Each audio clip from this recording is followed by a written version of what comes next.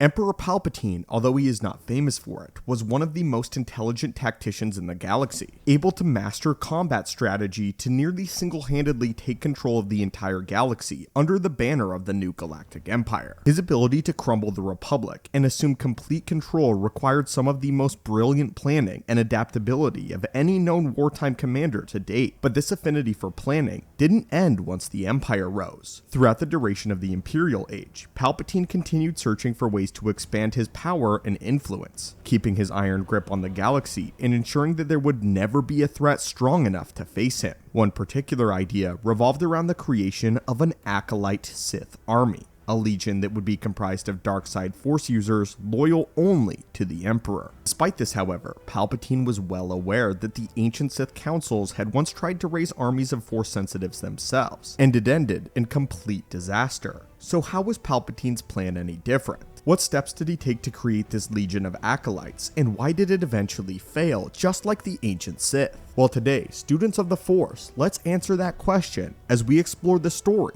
of Sakuis. As we mentioned, Palpatine's initial plan was to create a legion of dark side Force sensitives, and he had to approach this plan in a very specific way, seeing as this was an incredibly risky idea, but one that would cement him as the powerhouse in the galaxy for generations. Rather than gathering Force sensitives from across the galaxy and turning them to the dark side, which would have been a slow process, he decided to repurpose Kaminoan cloning technology in order to clone one particular Force sensitive. Now, he had to search for the ideal template, and his first idea was to clone his own apprentice in Darth Vader. It didn't take him long to dismiss this idea, however, as Vader was simply too powerful, and Sidious already had to be weary of Vader ultimately overthrowing him in the first place. A single Darth Vader Emperor Palpatine could control, as he was powerful enough, but not too powerful. But a miniature army of Vader clones would have been impossible to conduct as he wished. Instead, Palpatine needed someone who was subservient to him and would obey his orders at every single turn, ensuring that he would be able to accurately guide these clones in battle and that they would be loyal only to him. This led him to an individual by the name of Sakuis, who at the time was a Force-sensitive stormtrooper that had worked in the service corps of the Empire for years. While Kuis was powerful within the Force, he was nowhere near the level of sheer strength as either Vader nor Palpatine. This was important as it meant that either Sith Lord could best him nearly instantaneously, should the need ever arise. While investigating Kuis's potential, the Emperor gave him an assignment, that being to assassinate Lord Vader. Both Kuis and the Emperor knew full well that Kuis stood no chance at overpowering the Dark Lord, and would most certainly die during the altercation, with this being the definition of a suicide mission.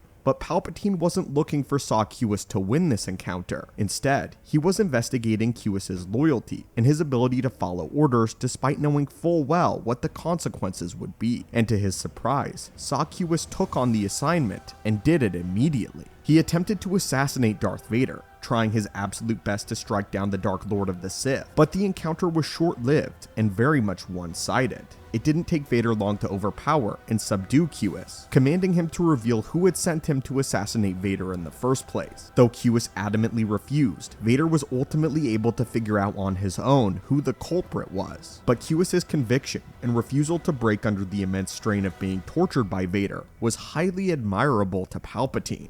Kuis remained loyal to the Emperor even whilst being force-choked and threatened by Vader, one of the single most imposing figures in the history of the galaxy, and yet Sakuis did not break. After this, Vader took a sample of Sakuis's DNA for himself in order to commence the cloning process, killing Kuis shortly thereafter, with Vader now being enlightened on the plan. It's important to note that this is not a new idea, and Palpatine has understood that there was a historical precedent for this type of a plan during the age of the ancient Sith before Lord Bane and Lord Bane's revitalization of the Order by enacting the Rule of Two. The Sith was ruled by a council much like that of the Jedi. The primary issue here, however, was that there was no clear hierarchy, and the Sith Lords continually battled one another for dominance and superiority. Rather than putting their combined efforts into galactic domination or the defeat of the Jedi, the Sith spent their energy scheming and betraying one another and killing each other on the battlefield on the regular. After the collapse of this structure, Darth Bane enacted the Rule of Two in order to ensure that the Sith survived and continued to grow more powerful with each passing generation. This ensured that only one Sith would reign supreme at any given time. And while Darth Sidious was a direct result of the rule of two, Darth Sidious was interested in another Sith Lord, that being Darth Revan and the likes of Darth Malak, who utilized a very similar idea to Palpatine's grand plan. During their prime, these two Sith Lords employed a legion of Sith generals who were proficient in the dark arts, but paled in comparison to either of the two ruling Sith Lords in Revan and Malak. This allowed them to send their own dark acolytes across the galaxy in order to do their bidding, and this kept the power structure consistent with the rule of two, as only these two Sith Lords ruled over their subjects. This was more akin to the structure ruled by two rather than ruled with two, and this breakdown worked with varying degrees of success, giving Palpatine the confidence that his own army of acolytes could succeed if he managed them correctly. Of course, the knowledge that Vader and Palpatine would share with them would be exceptionally limited. They would be more akin to Sith assassins and tools to be moved around than anything else. After the Sakuis clones came of age, they were sent to be trained under Palpatine's hand, Shavon, who was a Force-sensitive assassin who served under the shadow of the Emperor as well. Shavon was further evidence that the Sith assassins could be controlled by the ruling class of lords, and he was instructed to train the Kuis clones in lightsaber combat and various Force-related techniques. After their training, however, Shavon led the clones in a revolt against the Emperor to Palpatine's shock, or at least that's what it seemed like, which led the Armada into the hands of Darth Vader, who effortlessly butchered the clones as well as Shavon, leading Palpatine to conclude that this venture was a complete failure. He then continued on with his day-to-day operations and set in motion another series of varied plans in order to ensure the superiority and supremacy of the Sith. But anyway, my friends, what are your thoughts on this? What are your thoughts on this one Force sensitive that Palpatine and Darth Vader actually managed to successfully clone, something that is exceptionally rare? Do you believe that they were correct to abandon this technique, however? And what do you think would have happened if Palpatine did actually get to construct his army of Sith acolytes? As always, my friends, thank you so much for watching the channel. May the Force be with you, and I hope that you have a great day.